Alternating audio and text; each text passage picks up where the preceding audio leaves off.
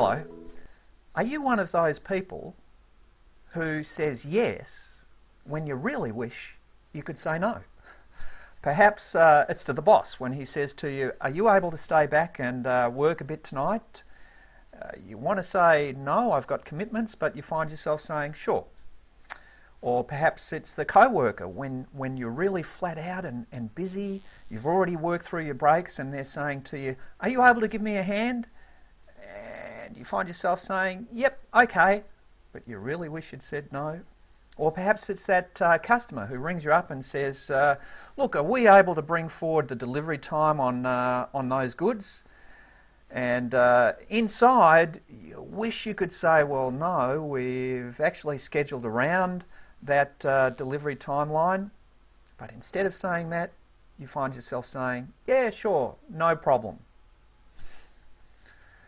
And we all know that the person who's not able to set boundaries and manage unreasonable requests in the workplace is a person who will very likely find themselves overloaded, overwhelmed, overstretched, and very much stressed out.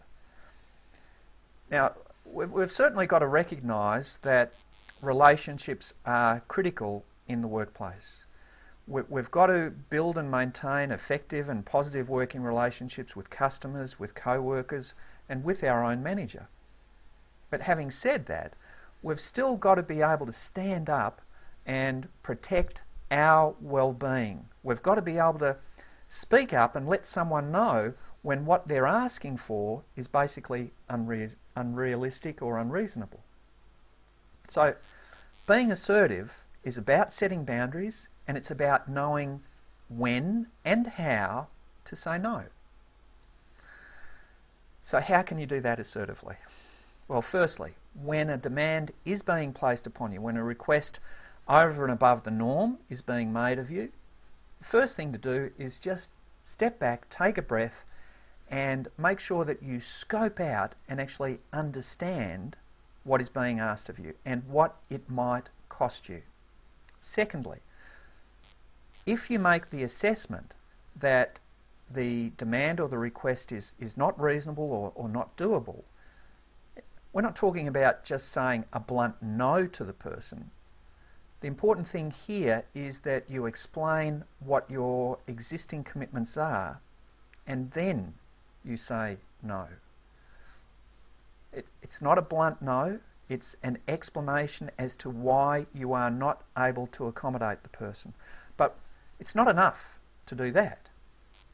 Otherwise, if you stop there, you run the risk that you may be seen as obstructionist. So the next step is explaining what you can do for the person, offering them something as a means of maintaining goodwill. Now, if what you're offering still proves unacceptable to the person, then it's simply a question of continuing to discuss the issue, and assertiveness means continuing to speak up and explain your limitations, but also being willing to listen to the other person's concerns, being responsive to the problems that they may be experiencing. And hopefully, through discussion, being able to find an outcome that will work for the both of you. So, in a nutshell, the important point that I hope you take away here is that if you are going to maintain your well-being in a very demanding environment, then you've got to be able to set boundaries in all relationships that you have, whether it's with co-workers, customers, or your own manager. And part of setting boundaries is being able to say no and explain to people when what they're asking for is unrealistic or unreasonable. However, as we've said, being willing to explain why you can't do that and offer what you can do, and then through discussion finding a solution that will work for the both of you. Thanks for watching, and if you're interested in some more information and some more resources, you might like to have a look at our website, whatisassertiveness.com. Thanks for watching.